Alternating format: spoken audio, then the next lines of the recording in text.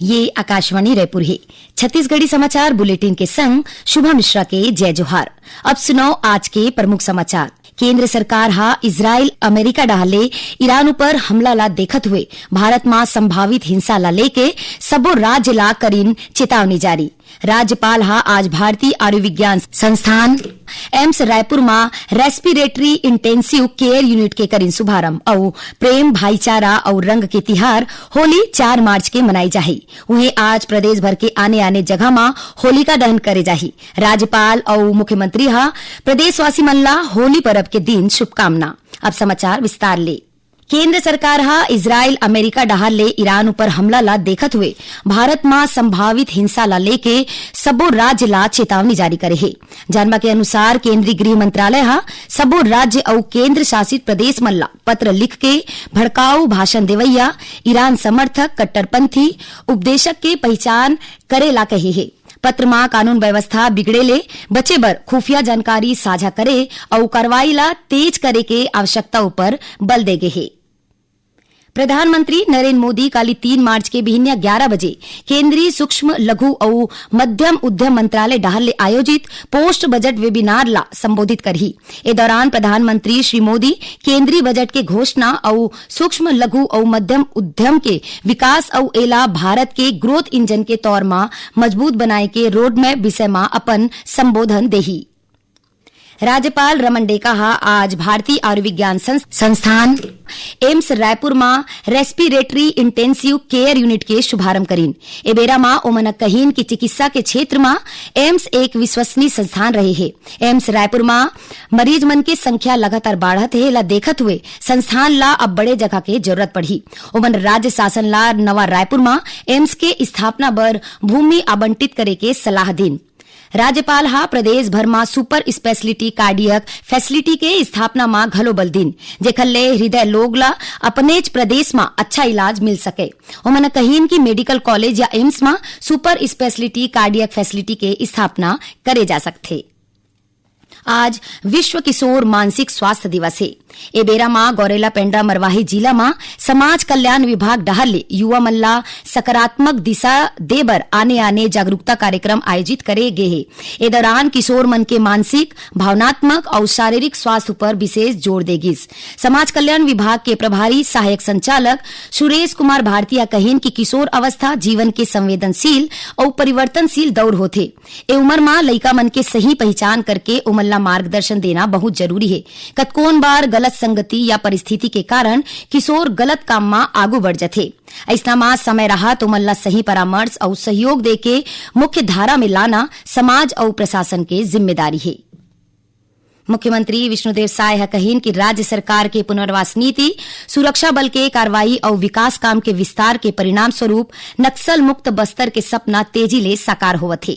श्री साय कहीन की महासमुंद जिला के सीमावर्ती क्षेत्र में सक्रिय 15 सशस्त्र माओवादी मनहा हिंसा के रद्दा छोड़ के समाज के मुख्य धारा में लहुटे के निर्णय लेन हथियार के संग उखर आत्मसमर्पण ए बात के प्रमाण है कि भटके हुए युवा मन के विश्वास अब सुशासन सुरक्षा और विकास के नीति में बढ़त है। राज्य सरकार के मुख्यमंत्री सुशासन फेलोशिप योजना के तहत भारतीय प्रबंधन संस्थान IIM रायपुर विशेष 2 बछर public policy and governance MBA बर प्रवेश परीक्षा शुरू कर दे है। इच्छुक उम्मीदवार ए फेलोशिप और MBA कार्यक्रम बर 31 मार्च तक ऑनलाइन आवेदन कर सकत है। विस्तृत जानकारी और आवेदन बर संस्थान के आधिकारिक वेबसाइट में लॉग इन करे जा सकत है। योजना के तहत राज्य सरकार चयनित सबो अभ्यर्थी के ट्यूशन फीस वहन कर ही एकर अलावा नामांकित छात्र ला पाठ्यक्रम के पूरा अवधि के दौरान 50,000 रुपया हर महीना स्टाइपेंड घलो दे जाही। छत्तीसगढ़ी समाचार बुलेटिन आपमन आकाशवाणी रायपुर ले सुनत हो। छत्तीसगढ़ के खबर ले है आपकी वास्ता और खबर के विश्वसनीयता ले है हमार वास्ता। आकाशवाणी समाचार रायपुर के प्रादेशिक समाचार बुलेटिन के संगे संग हमार समसामयिक कार्यक्रम आप रेडियो के संग अपन मोबाइल में घलो सुन सकत हो। आकाशवाणी समाचार फेसबुक ट्विटर और यूट्यूब में घलो हावय। हमार फेसबुक पेज हरे Chhattisgarh news on AIR, Twitter handle CGAIR news और हमार यूट्यूब चैनल हरे छत्तीसगढ़ AIR न्यूज। तो अब रेडियो के संगे संग आपके मोबाइल के माध्यम ले हम आप तक पहुंचत हन। छत्तीसगढ़ के हर खबर पर सुनत रहो आकाशवाणी समाचार।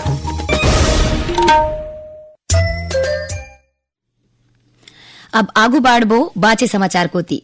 देश भर में अभी 14 बछर आयु वर्ग के 1,15,00,000 युवती मन बर राष्ट्रव्यापी निःशुल्क HPV टीकाकरण अभियान चलाए जावत है।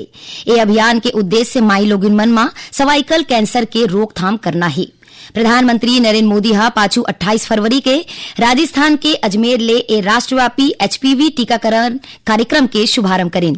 अभियान के शुरू होए के संगे संग सब्बो राज्य और केंद्र शासित प्रदेश अपन अपन क्षेत्र में HPV टीकाकरण कार्यक्रम के आयोजन करत है। ये टीका देश भर के सरकारी स्वास्थ्य केंद्र मन में निःशुल्क उपलब्ध कराए गे है।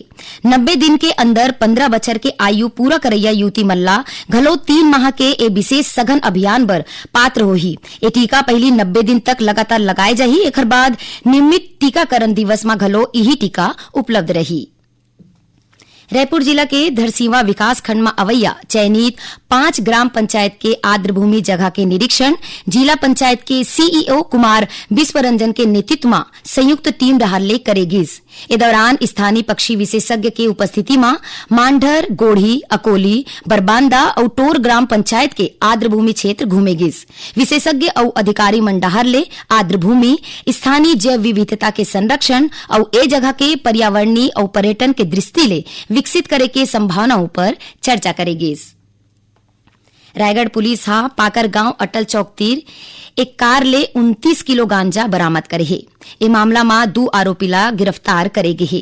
ये आरोपी कार के दरवाजा और बैकलाइट के अंदर बनाए गए विशेष गुप्त चैम्बर में गांजा छिपा के लावत रहीन। जब्त गांजा की कीमत 17.5 लाख रुपया बताए गए है। मुंगेली पुलिस ऑपरेशन बाज के तहत थाना जरहा गांव क्षेत्र ले ब्राउन शुगर के बिक्री करे के मामला में 5 आरोपी मन ला गिरफ्तार करे है। आरोपी मन ले करीब 54 ग्राम ब्राउन शुगर बरामद करे गे है, जेकर कीमत लगभग 2.5 लाख रुपया ले ज्यादा बताए गे है। सब्बो आरोपी मन ला न्यायिक रिमांड में जेल भेज दे गे है। प्रेम, भाईचारा और रंग के तिहार होली 4 मार्च के मनाए जाही। उहे आज प्रदेश भर के आने आने जगह में होलिका दहन करे जाही। राजधानी रायपुर के संग प्रदेश भर के आने आने जिला मन में होलिका दहन के तैयारी पूरा कर ले गे है। ए बार घलो जागरूकता के कारण कतकोन जगह में लकड़ी के जगह छेना के होली जलाए के तैयारी करे गे है। विशेषज्ञ डॉक्टर महना रंग के ए परब ला सावधानी और सुरक्षा के संग मनाए के अपील करे है।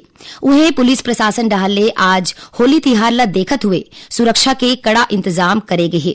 संगे संग रायपुर और राजनांदगांव के संग आने आने शहर मन में पुलिस फ्लैग मार्च घलो करेन।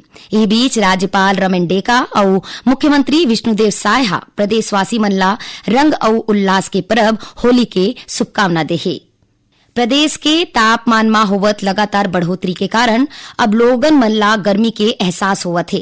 वहीं राजधानी रायपुर में संभावित हीट वेव के स्थिति ले निपटे बर जिला प्रशासन तैयारी शुरू कर दे है। पंडरी स्थित जिला चिकित्सालय परिसर में हीट स्ट्रोक रूम स्थापित करे गे है, जहां ज्यादा बिस्तर के व्यवस्था करेगी। मरीज मन के शरीर के तापमान तेजी ले कम करे बर 2 विशेष बात तब लगाए गए हैं, जेमा ठंडा पानी और बर्फ के सहायता ले इमर्सन कूलिंग करे जा सकी। एकरे संगे संग बर्फ के लगातार उपलब्धता बर आइस मेकिंग मशीन घलो स्थापित करे गए हैं। आखिर में प्रमुख समाचार एक गौ फेर। केंद्र सरकार इजराइल अमेरिका डहाले ईरान ऊपर हमला ला देखत हुए भारत में संभावित हिंसा ला लेके सब्बो राज्य ला करीन चेतावनी जारी। राज्यपाल आज भारतीय आयुर्विज्ञान संस्थान एम्स रायपुर में रेस्पिरेटरी इंटेंसिव केयर यूनिट के करीन शुभारंभ और प्रेम, भाईचारा और रंग के तिहार होली 4 मार्च के मनाए जाही। वह आज प्रदेश भर के आने आने जगह में होलिका दहन करे जाही। राज्यपाल और मुख्यमंत्री प्रदेशवासी मन ला होली पर्व के दिन शुभकामना। एकरे संग छत्तीसगढ़ी समाचार बुलेटिन यही सिरावत है। जय जोहार।